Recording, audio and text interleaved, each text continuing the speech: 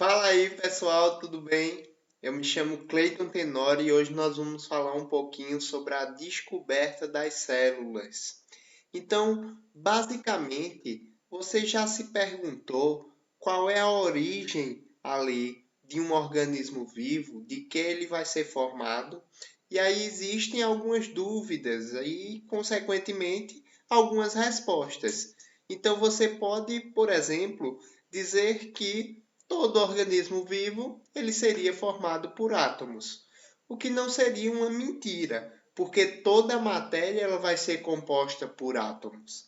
Só que seria algo bastante generalizado, porque as matérias que não são vivas também são formadas ali por átomos. E aí você pode discutir e falar que todo ser vivo é composto por moléculas. Também não seria mentira, porém algo bastante generalizado, porque toda matéria também vai ser constituída ali por moléculas, certo? E aí o que iria concluir basicamente de que os organismos, qual é a unidade básica ali da vida e de que os organismos eles são formados, seria célula, certo? Então todo ser vivo ele vai ser formado por células. Mas até chegar a essa conclusão, surge ali uma grande história e uma grande história que nós vamos falar um pouquinho nesta aula, certo? Então, basicamente, o que faz com que o estudo da célula ele seja ali progredido, ele tenha um início, é a invenção do microscópio, ok? E aí o Zacarias Dense, lá pelos anos de 1591, foi uma das primeiras pessoas que conseguiu produzir ali um microscópio bem pretérito, né, bem primitivo, certo? E ele, utilizando lentes, ele era um fabricante de óculos e utilizando um conjunto de lentes, ele conseguiu formular ali um microscópio que conseguisse basicamente aumentar, né, o tamanho das coisas e consequentemente visibilizar com mais facilidade esses objetos. Porém, a utilização do microscópio só acontece um pouco mais tarde, certo? Através ali de um comerciante, que é chamado de Anthony van Leeuwenhoek, certo? E Leeuwenhoek, através de um microscópio bem simples, formado ali através de uma única lente, certo? Ele conseguia, e uma ponta ali de um alfinete, ele conseguia simplesmente colocar material naquela ponta e através da luz ele conseguia verificar, ele conseguia aumentar esse material e consequentemente observá-lo de forma mais interessante. Então, Leeuwenhoek ele simplesmente conseguiu observar com este microscópio bastante simples objetos como brotos de plantas, né? Ou, por exemplo, material espermático de alguns animais. Então ele conseguiu observar vários desses compostos e aí é a partir dessas observações que Leeuwenhoek surge com a denominação de micróbios. É o primeiro indivíduo a surgir com essa denominação e esses micróbios que ele falava nada mais é do que os micro-organismos que nós conhecemos atualmente, ok? Dando continuidade à nossa história, Robert Hooke, verificando ali os estudos e as observações de Leeuwenhoek, ele simplesmente cria o que ele chama de um microscópio composto, não formado mais de uma única lente, mas de duas lentes, de um conjunto ali de lentes, que a partir de um feixe luminoso, que era o Sol, ele simplesmente conseguia transformar, aumentar ali a carga de observação, o tamanho de observação dos objetos e estudar ali de forma mais aprofundada os micróbios, certo? E aí surge a nossa palavra, célula.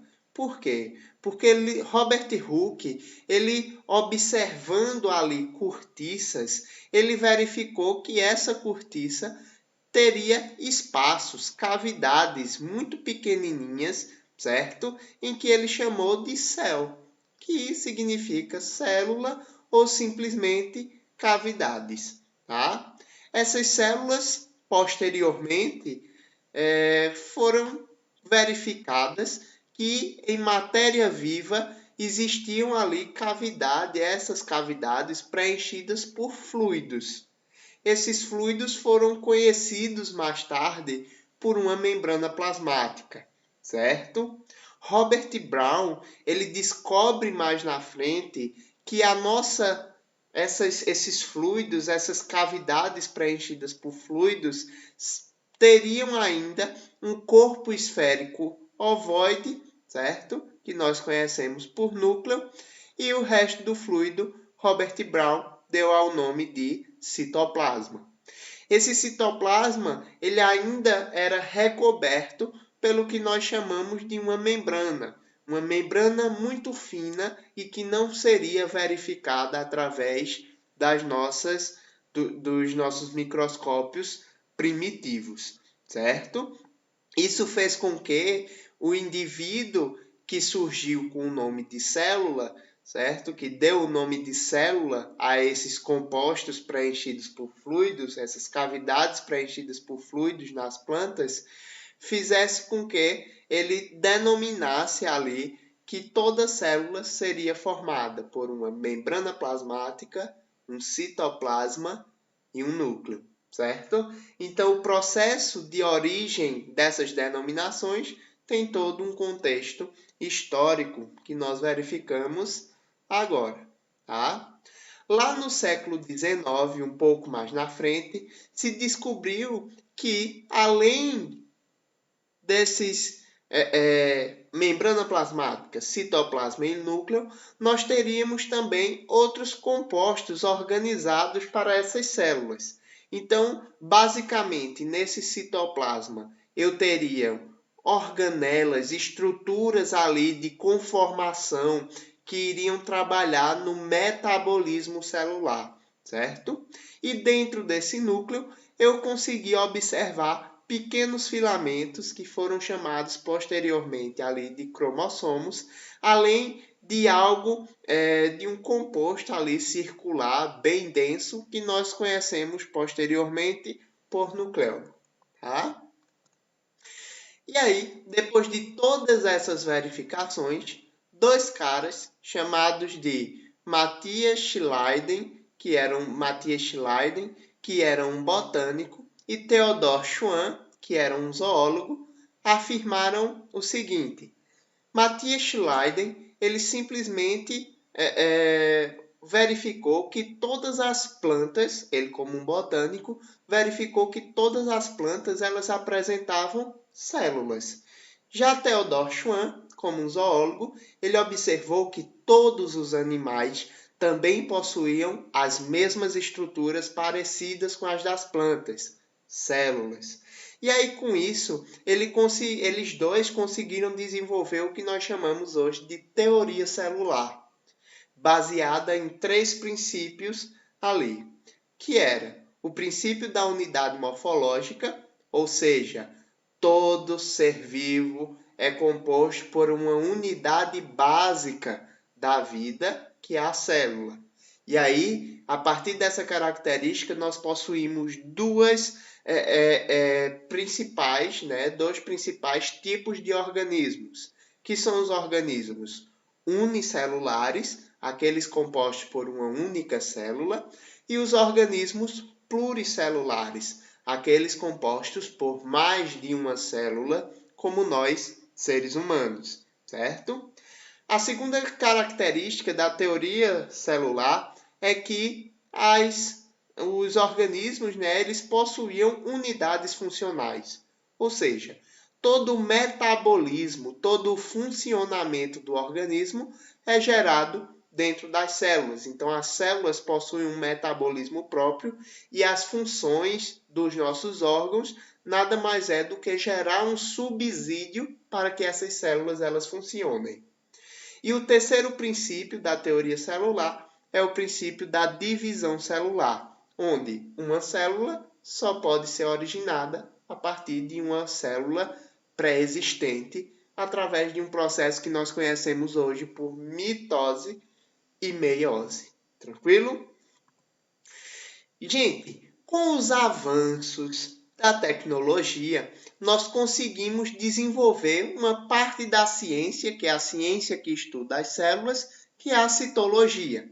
E aí nós temos dois tipos principais de microscopia, que é a microscopia fotônica, ou também chamada de microscopia óptica, formada ali por microscópios bastante simples. Esse aqui é um microscópio binocular, certo? Com um conjunto de lentes ali oculares e lentes objetivas traduzidas, né? Que são vistas ali, a nossa matéria, a nossa lâmina, ela é vista através de um feixe de luz e de um condensador. Esse condensador vai condensar o feixe de luz, fazendo com que esse feixe de luz ele passe através da nossa lâmina, da nossa amostra, e chegue até os nossos olhos para formar a imagem, certo?